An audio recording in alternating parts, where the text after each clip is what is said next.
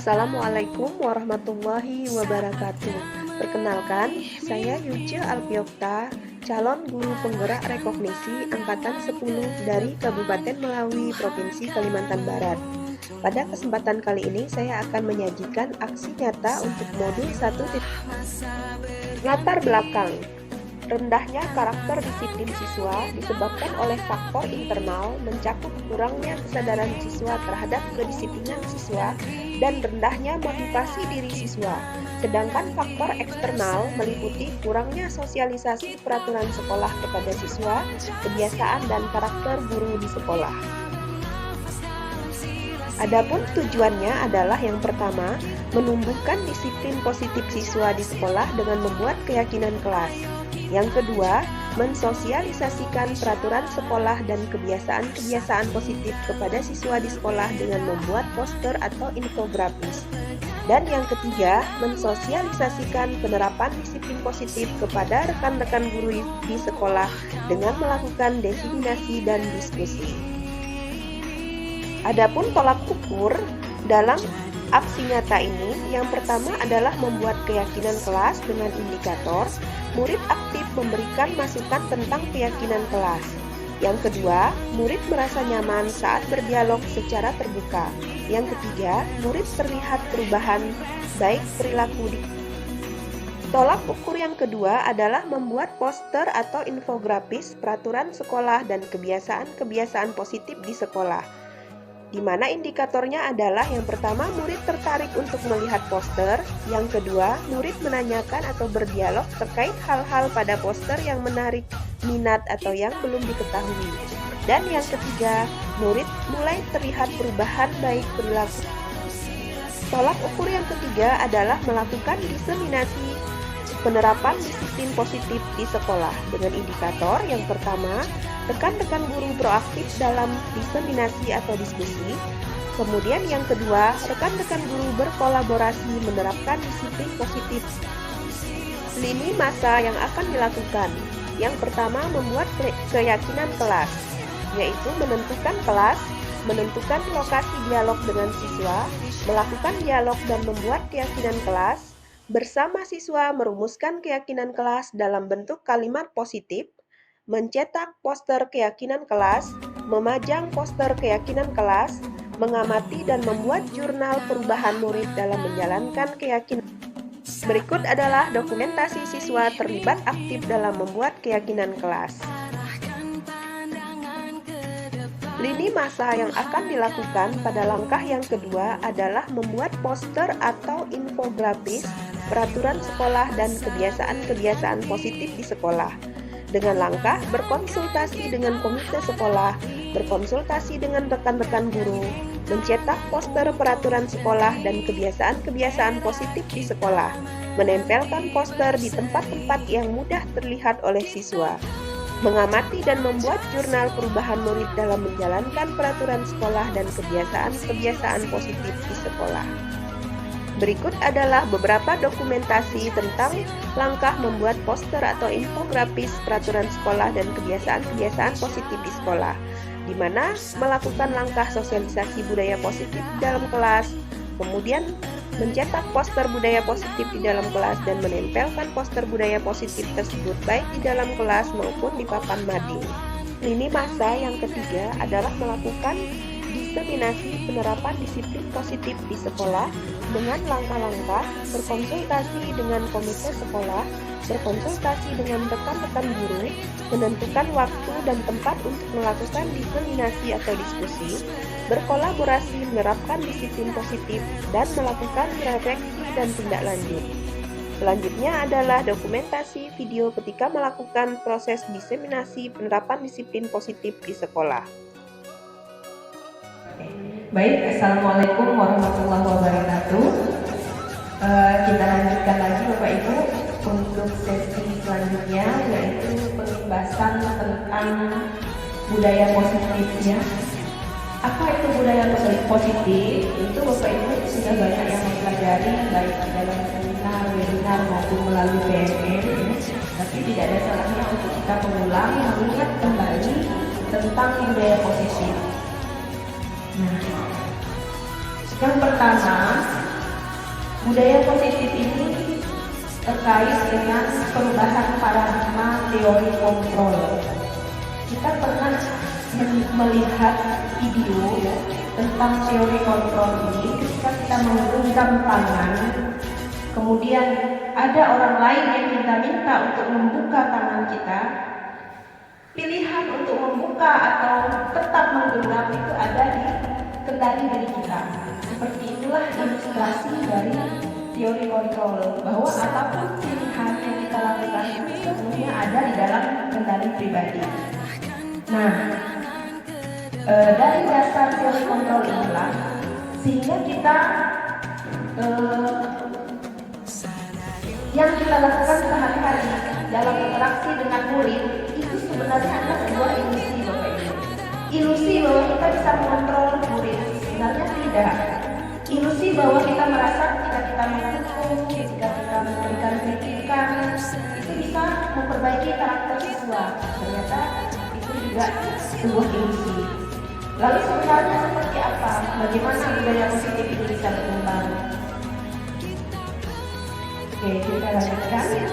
Nah, dari ilusi kontrol tadi, bahwa kita menganggap kita sebagai guru bisa mengontrol perilaku siswa atau karakter siswa, ini akan beralih ke budaya positif. Kenapa harus budaya positif? Nah, Bapak Ibu tentu merasakan ketika suasana kelas dalam keadaan positif, tenang, nyaman, tidak ada siswa yang saling membuli, siswa yang melakukan perilaku sesuai dengan keyakinan dan kesepakatan kelas, tentu lingkungan pembelajaran itu akan lebih menyenangkan. Proses belajar itu akan berjalan tanpa beban, tanpa tekanan. Tetapi bagaimana supaya suasana itu terbangun? Tentu tidak semudah yang kita bayangkan.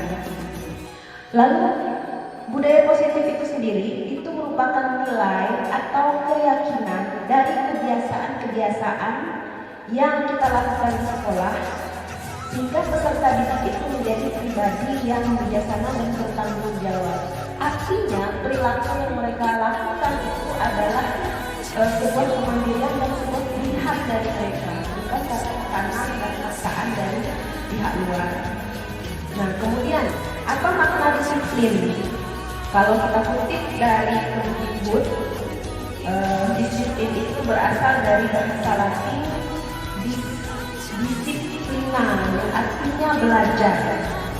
Nah, makna asal dari kata ini berkonotasi dengan disiplin diri dari murid-murid Socrates dan Plato, ya, di mana disiplin ini membuat orang menggali potensinya menuju sebuah tujuan apa yang dia hargai. Namun dalam budaya kita, disiplin itu telah berubah menjadi sesuatu yang harus dilakukan oleh orang lain sesuai dengan keinginan kita. Nah, terjadi pergeseran makna disiplin, apalagi di dalam sekolah. Oke, sekarang bagaimana konsep disiplin ini bisa kembali kepada asal mula paradigmanya, ya, menjadi disiplin positif? Kita akan menggunakan pendekatan kepada pendidik, pendekatan pendidik untuk mendidik anak melakukan kontrol diri. Perilaku yang dilakukannya adalah pilihan dari mereka sendiri, tanpa harus melakukan kekerasan, tanpa harus melakukan ancaman, tanpa melakukan hukuman, ya. Bagaimana kita menumbuhkan kesadaran serta memberdayakan peserta didik untuk melakukan sesuatu tanpa harus melalui proses ancaman atau hukuman. Nah, disiplin positif ini akan melahirkan nilai-nilai kebajikan, yaitu profil pelajar Pancasila yang menjadi tujuan akhir pembelajaran, di mana ada 6 dimensi yang akan kita capai karakter di dalam profil pelajar Pancasila: beriman dan bertakwa, mandiri, bernalar kritis, kreatif, bergotong royong, dan berkebinekaan sosial. Nah, bisa kita lihat dari Ki Hajar Dewantara, merdeka itu artinya tidak hanya terlepas dari perintah, akan tetapi juga cakap untuk memerintah diri sendiri. Nah, ini yang harus kita kembangkan menjadi karakter siswa. Mereka cakap untuk menentukan pilihan, cakap untuk membuat memerintah diri sendiri, sehingga melakukan pilihan-pilihan perilaku yang sesuai dengan kontrol dan keinginan mereka sendiri. Kemudian apa langkahnya sehingga disiplin positif bisa terbentuk? Yang pertama, membentuk keyakinan kelas atau kesepakatan kelas. Nah, kemarin dalam indikator observasi kinerja, Bapak Ibu sudah memilih perilaku yaitu membentuk kesepakatan kelas, yaitu sudah dilakukan semua, yaitu keyakinan kelas supaya menggerakkan seseorang itu dibandingkan harus mengikuti serangkaian program. Jadi anak-anak memilih meyakini sebuah kesepakatan daripada hanya sekedar mengikuti. Kemudian apa dasarnya sehingga kita harus menumbuhkan keyakinan? Kita mempelajari ada 5 kebutuhan dasar manusia. Kebutuhan bertahan hidup, sandang, pangan, papan, tentu saja ya.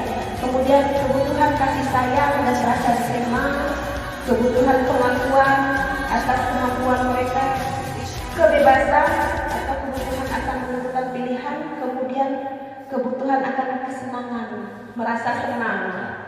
Pertanyaan refleksinya, sudahkah kebutuhan ini terpenuhi di murid kita? Apakah secara kebutuhan bertahan hidup mereka sudah cukup? Sandang, pangan, papan mereka sudah cukup? Apabila anak-anak yang lapar, bagaimana proses dia belajar? Apakah kita sebagai guru memperhatikan? Kemudian, kebutuhan akan rasa kasih sayang dan rasa diterima. Ada kalanya mungkin anak-anak melakukan perilaku-perilaku menyimpang karena mereka ingin disayangi, mereka ingin diterima. Tetapi kita sebagai pendidik apakah sudah sampai di tahapan tersebut untuk menganalisis perilaku anak, kemudian kebutuhan pengakuan akan kemampuan mereka, kebebasan mereka, kesenangan mereka. Ini merupakan kebutuhan dasar yang harus kita penuhi kepada murid kita di kelas. Kemudian ada 5 posisi kontrol guru. Sekarang kita refleksi, berada di mana posisi kita saat ini ya Bapak Ibu? Sebagai penghukum, sebagai pembuat rasa bersalah, sebagai teman, sebagai pemantau, ataukah sebagai manajer ya? Apakah kita di kelas hanya sekedar menghukum saja? Apakah di kelas kita sudah memposisikan diri sebagai teman dan siswa, atau sebagai manajer, atau hanya sekedar melihat, atau hanya sekedar membuat anak merasa bersalah? Nah, ini kita refleksi sama-sama di mana posisi kita saat ini. Untuk penerapannya nanti bisa dilihat di laman-laman YouTube Kemdikbudristek ya, itu banyak sekali contoh-contoh penerapan dari disiplin positif. Kemudian bagaimana langkah apabila anak terlanjur melakukan sebuah perilaku menyimpang? Ada istilah yang disebut restitusi. Nah, Bapak Ibu, dalam perilaku kinerja saya juga ada mengambil upaya tindak lanjut melakukan restitusi. Jadi apa itu restitusi? Nah, kita lihat sama-sama ya. Restitusi itu merupakan proses menciptakan kondisi bagi murid untuk memperbaiki kesalahan mereka sehingga mereka bisa kembali pada kelompok mereka dengan karakter yang lebih kuat. Jadi restitusi ini proses memperbaiki, menciptakan kembali kondisi murid atau mereka menyadari kesalahannya dan kembali kepada karakter yang kita inginkan. Jadi bukan sekedar kita memberikan hukuman dan ancaman ya. Nah, segitiga restitusi ini merupakan tahapan tindakan yang dilakukan guru yang bertujuan agar peserta didik dapat mencari solusi untuk masalahnya, dapat berpikir tentang orang seperti apa yang mereka inginkan, tahu bagaimana mereka harus memperlakukan orang lain, menjadi lebih memiliki tujuan, visi positif, dan memulihkan dirinya setelah berbuat salah, serta menjadi orang yang menghargai nilai-nilai kebajikan yang mereka percaya. Kenapa harus 3 restitusi? Logikanya seperti ini. Ketika anak-anak melakukan sebuah kesalahan, kita hukum, kita judge ya, kita berikan predikat bahwa anak itu anak yang buruk, anak yang nakal, anak yang salah, itu akan membekas. Itu tidak mengembalikan identitas mereka agar bisa kembali menjadi pribadi yang lebih baik. Tapi itu hanya akan menjadi ancaman psikis mereka ke depannya, bahkan mungkin itu akan mempengaruhi karakternya ke depan.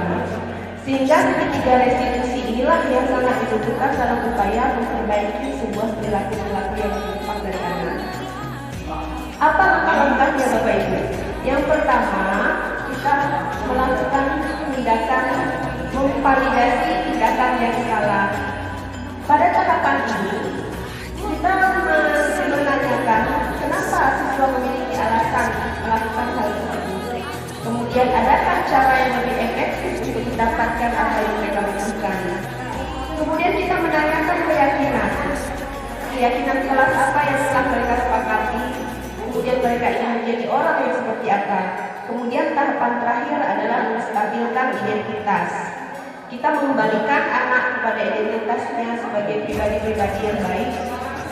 Mungkin bisa dengan memberikan pernyataan, setiap orang pernah melakukan kesalahan, atau kamu bukan satu-satunya orang yang pernah melakukan demikian. Inilah yang kita yakini sebuah proses atau yang kita kenal dengan konsep ketiga referensi untuk memulihkan keadaan murid yang telah melakukan keyakinan menyimpang.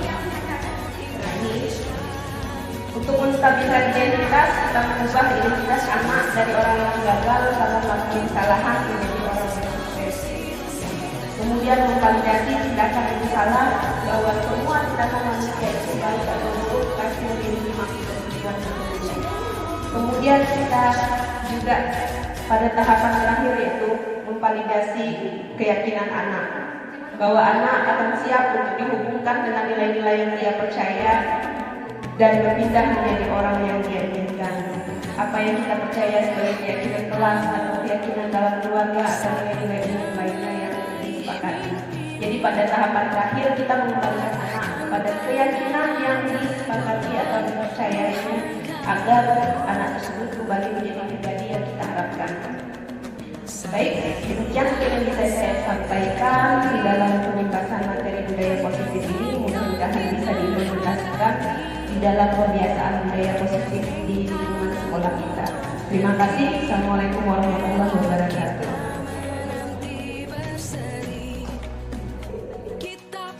Selanjutnya adalah dokumentasi, sesi umpan balik dan refleksi dari guru, di mana sebagian besar guru memberikan umpan balik bahwa mereka berkomitmen untuk melakukan pembiasaan disiplin positif di dalam kelas agar tercipta suasana pembelajaran yang aktif, efektif, dan menyenangkan di kelas. Dukungan yang dibutuhkan agar aksi nyata pembiasaan disiplin positif dapat terlaksana dengan baik adalah kolaborasi dari semua warga sekolah, yaitu murid, komite sekolah, guru-guru, dan tenaga administrasi sekolah. Juga ketersediaan sarana dan prasarana, juga dukungan dari orang tua siswa. Demikian video aksi nyata modul 1.4 yang bisa saya sampaikan. Terima kasih telah menonton video ini. Salam guru penggerak. Tergerak, bergerak, dan menggerakkan. Assalamualaikum warahmatullahi wabarakatuh.